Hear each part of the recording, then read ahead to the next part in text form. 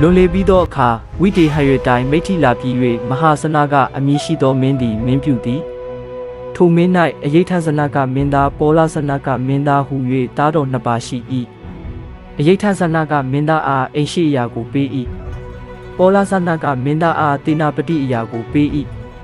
မင်းကြီးနတ်ရွာဆန်သောအယိဋ္ဌဇနကသည်ခမဲတော်၏အရိုက်အရာကိုစက္ခံဆိုးဆန်၍ပေလဇနကသည်အိမ်ရှိအရာ၌တည်လေသည်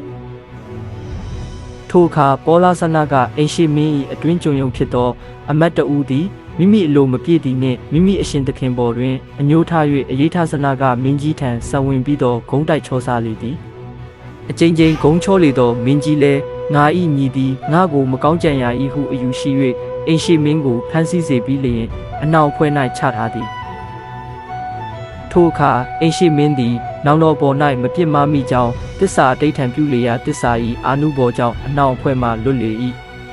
ပောလဇနကလည်းဤသို့အနှောင်အဖွဲ့မှလွတ်လေသောရွာငယ်များကိုတိမ်ယုံ၍လက်နက်ပြုပြီးလျှင်နောင်တော်အားယခင်ကရံမလုပ်လိုတော့လဲယခုရံလုပ်ရတော့မည်ဟုဆို၍စစ်ထိုးလေ၏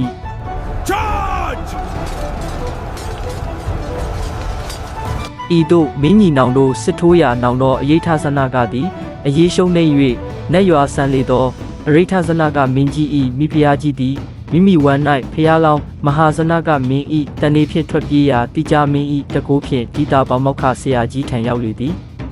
ထိုတိတာပေါမောက္ခဆရာကြီးထံရောက်တဲ့တွင်ဘုံတပါရှင်ဖြစ်သောအလောင်းတော်မဟာဇနကမင်းသားကိုဖွားမြင်လေသည်